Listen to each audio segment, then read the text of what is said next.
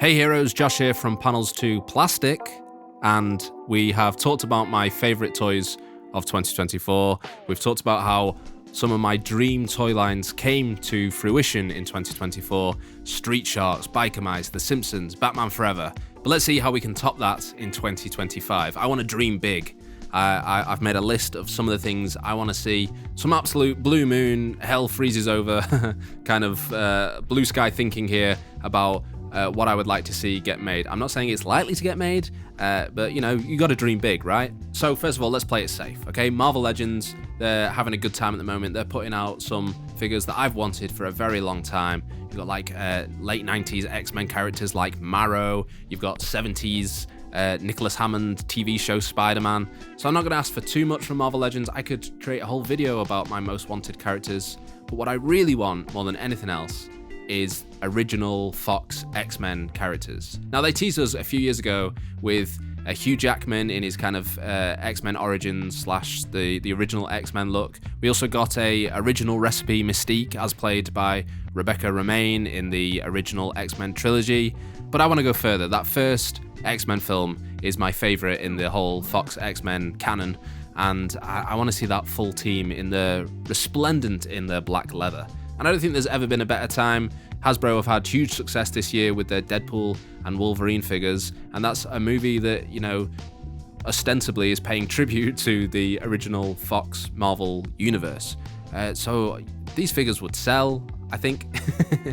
I want to see them. I want at least the core team: Cyclops, Jean Grey, Halle Berry, Storm. Come on. And Wolverine in his black leather, although I'm quite happy with the one we got in the biker jacket. Okay, while we're playing it kind of safe, from McFarlane's DC Multiverse, he's pretty much checked off everything I wanted there. Batman and Robin, Batman Forever, Michael Keaton Batman. Yeah, sure, I'd love to see a Jack Nicholson Joker, but is that ever going to happen? Who knows? Absolutely give me a Michelle Pfeiffer Catwoman and a Danny DeVito Penguin. But what I'd really like to see is McFarlane's take on Kenner's old Legends of Batman toy line from the 90s. Now, I've talked about how much I loved that toy line as a kid over on Panels to Pixels. It was one of my favorites growing up. It introduced me to the concept of DC Elseworlds and all these different versions of Batman. Pirate Batman, Medieval Knight Batman, super duper cyborg Batman from space, whatever it was. And kind of, I feel like this is right in McFarlane's wheelhouse. Mainly because it's more Batman, and he loves to do that. But also, he's kind of skirted around this a little bit. There has been, I think, a Medieval Knight Batman from a more recent comic series. And I think McFarlane likes doing these weirder alternate versions of DC characters. So put out a wave that has a kind of swashbuckling Batman and a cowboy Robin and a laughing man Joker. That pirate Joker is one of my favorite designs of all time. The figure, which I had back as a kid, but especially his appearance it's in one of the Detective Comics annuals, and that is just such a badass design. More than anything else, I want a modern, articulated, super gruesome, sculpted, McFarlaneized version of this Joker design. It's so badass. Okay, let's get out of my comfort zone here. Let's get out of superheroes and let's talk about Grand Theft Auto. GTA is, I think, the highest grossing media property of all time, right? GTA 5 has outsold every single thing on the planet.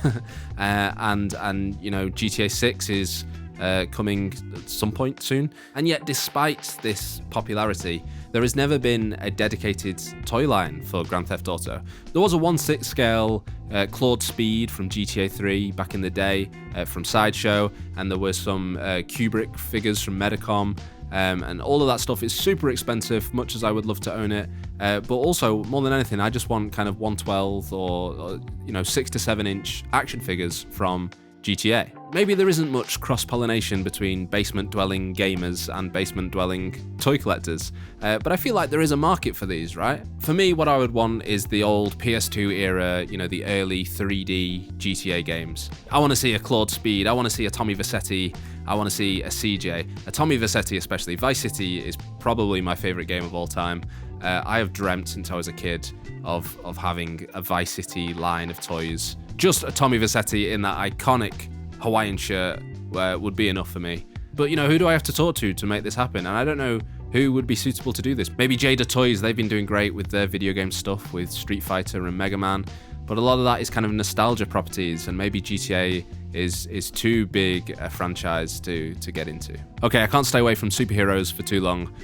So what I want to see in 2025, and I'm surprised this doesn't exist, is a kind of NECA Ultimate style Arnold Schwarzenegger as Turbo Man from the end of Jingle All the Way. I don't have to elaborate on this one too much. Jingle All the Way is my favorite Christmas movie of all time. That costume was designed by the same costume designers who made the 90s Batman movie costumes, and it's a legitimately great costume. It looks fantastic. It's an iconic Christmas movie, even though it's much maligned and much misunderstood in my opinion.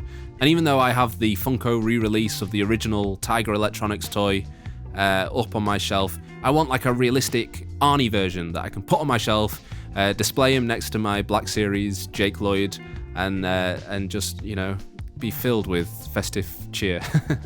Okay, just a few more to get through here, and this one seems like a no-brainer to me, but we haven't seen really good Kiss action figures since back in the McFarlane days when he used to do a lot of music characters. And McFarlane has recently started to do music figures again. We've had Music Maniacs, but they're kind of built on the same body books as the retro Batman stuff. It's not really what I want. What I loved about those old McFarlane Kiss figures when I was a kid was that they had all the hallmarks of a McFarlane figure. They were highly detailed, they're highly sculpted, they were kind of, you know, embracing the creature designs of the Kiss characters. And I want something like that. I want loads of sculpt work, I want loads of paint work, I want, you know, modern articulation on like a 7-inch Kiss line. I don't understand why this doesn't exist. There has been loads of Kiss toys over the years, but they never go for that kind of like high-end collector level stuff. It's always, you know, like Mego dolls or like little 4-inch, who made those? Like Best Action, did they make those? So 2025, Kiss have retired from touring. They've got time on their hands to kick back with Toddy Mac and renegotiate a contract for the ultimate modern Kiss action figure. And finally, I feel that I've saved the best till last here, and conceivably I can see this happening.